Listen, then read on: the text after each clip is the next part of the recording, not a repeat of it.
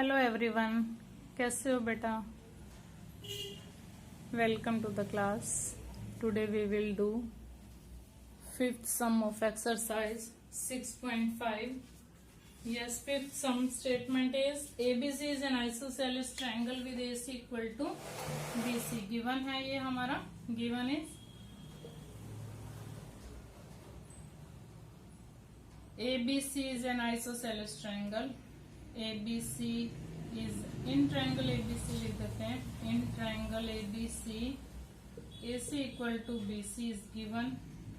And also given AB square is equal to 2AC square. देखो आपने fourth सम में ये प्रूव किया था AB square is equal to 2AC square और इसमें ये गिवन है.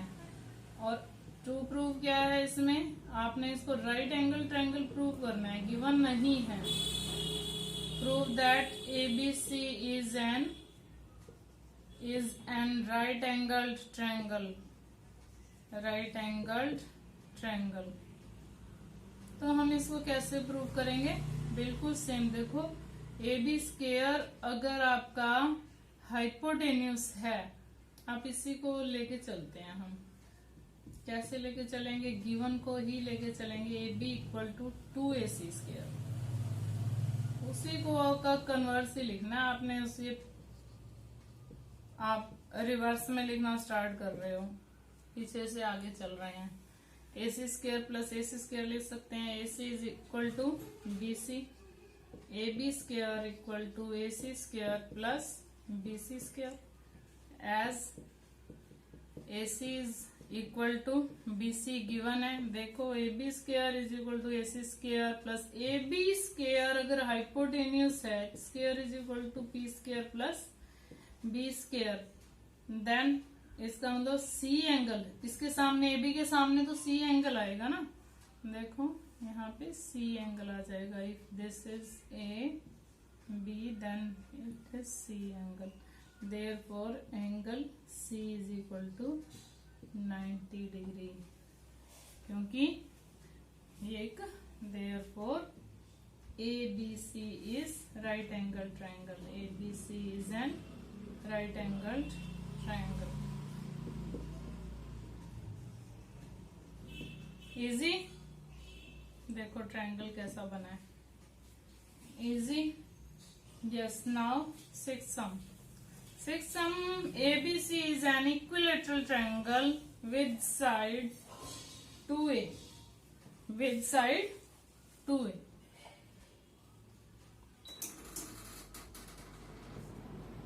ABC is an equilateral triangle. ABC is an equilateral triangle of side 2A. Find each of its altitude. Find each altitude. This is given. Isosceles triangle is given. No, equilateral triangle. ABC is an equilateral triangle. This side is 2A, this is 2A. Let this is, we draw perpendicular on it. Take this point D. Each altitude आपका same ही आएगा. हम एक ही altitude निकाल लेते हैं. सारे ही AD जितना AD आएगा उतना ही आएगा. अब मैंने स्टेटमेंट लिख दिया तो गिवन लिखने की तो कोई जरूरत नहीं है. In triangle ABC AB equal to BC equal to CA. AC लिख देते हैं. Equal to 2A. सब 2A है और हमने AD परपेंडिकुलर लिया है. टू फाइंड है यहाँ पे. I think to find. Prove नहीं करना है, फाइंड आउट करना है हमें. Length of each altitude. Length of each altitude.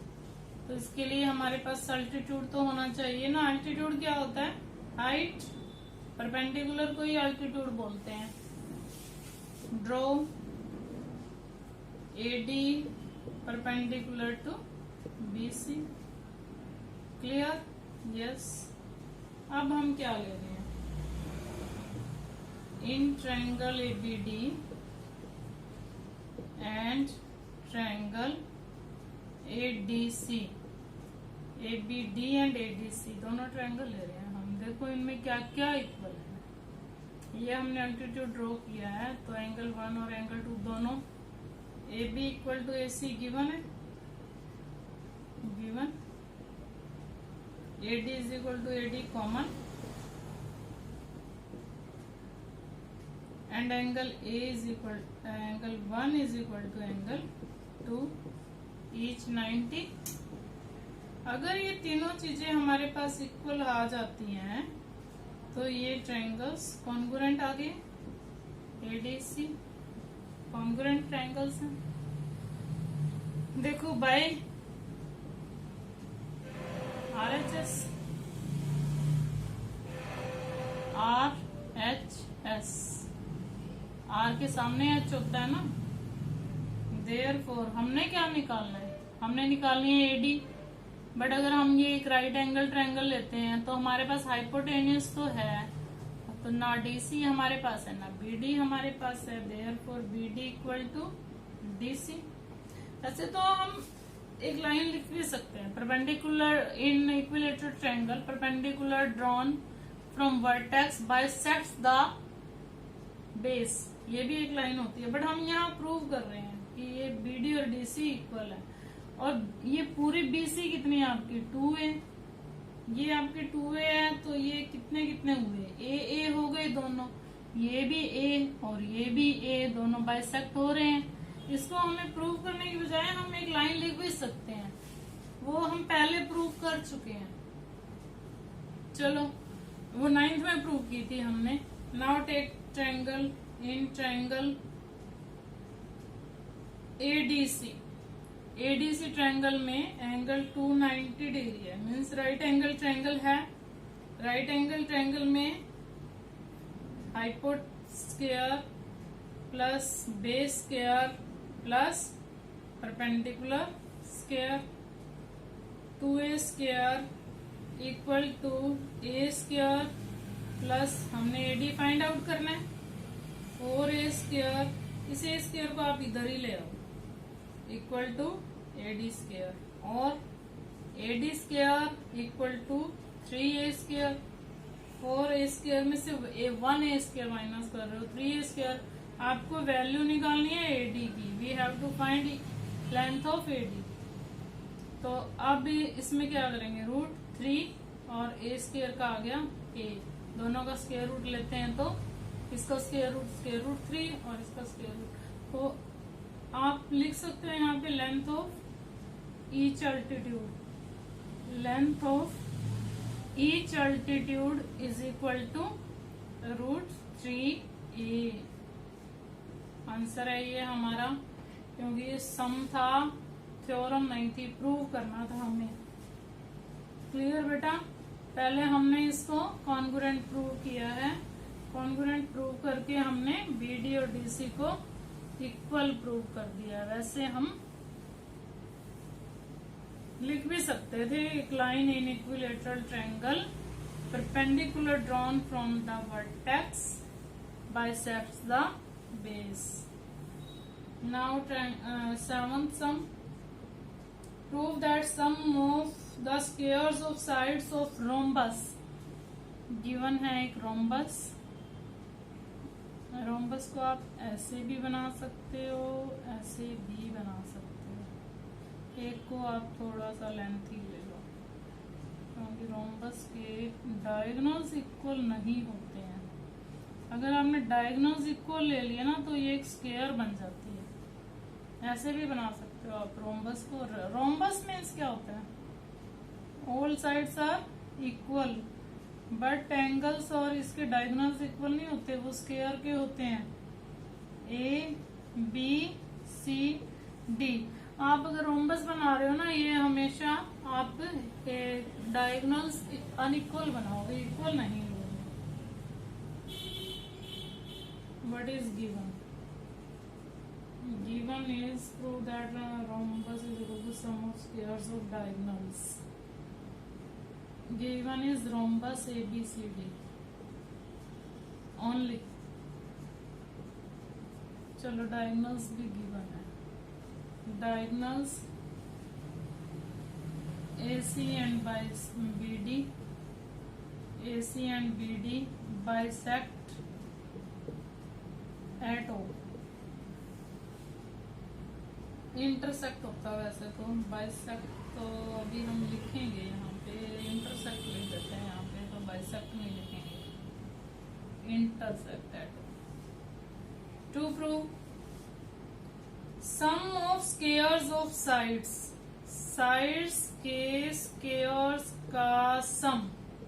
देखो साइड्स क्या क्या है, AB का square plus BC square plus CD square plus DA square equal to AC square plus BD square.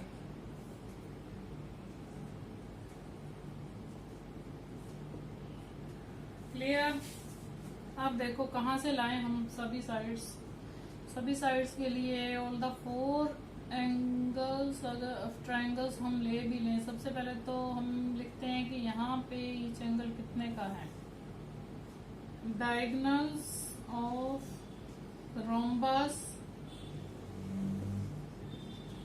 bisect each other।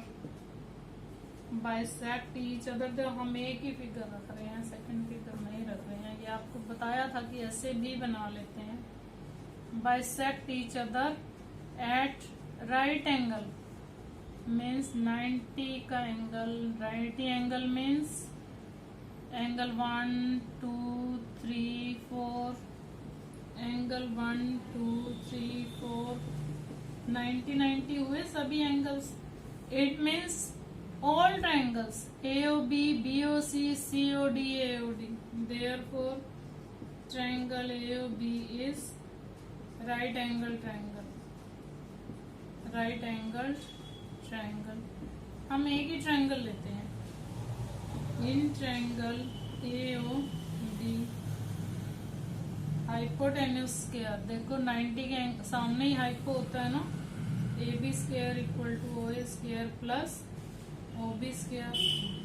हमें लेने हैं AC और BD।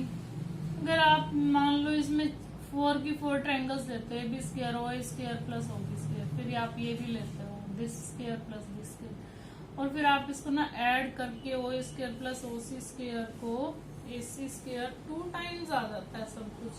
तो हमने 2 टाइम्स तो प्रूव ही नहीं करना।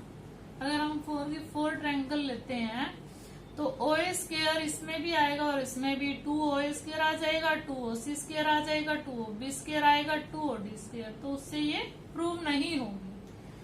हम क्या ले रहे हैं, देखो बाइसेक्ट कर रहे हैं। OA जो है वो AC का हाफ है, और हम इसी में लिख देते हैं ये AC का हाफ है, AC हाफ स्क्वायर। OB जो है BD का हाफ है प्लस हाफ BD स्क्वायर, और AB square is equal to AC square by 4 plus BD square by 4। Cross multiply कर दो आप, 4 से सभी को मल्टीप्लाई कर दो, और 4AB square equal to AC square plus BD square, और AB square plus AB square plus AB square plus AB square. हम 4 टाइम्स लिख देते हैं इसको, equal to AC square plus BD square. देखो रोम्बस की सभी साइड्स तो इक्वल होती हैं। एक बार हम AB को लिख देते हैं BC, और एक बार AB को AB रख लेते हैं, सेकेंड टाइम हम AB को BC स्क्वायर लिख देते हैं, थर्ड टाइम CD स्क्वायर लिख देते हैं, फोर्थ टाइम AB स्क्वायर लिख देते हैं, is equal to AC square plus BD square. Hence proved. देखो आ गया ना ये 5, 6 और 7 तीनों इसमें मैंने सम्स करवा दिए 6.5 के।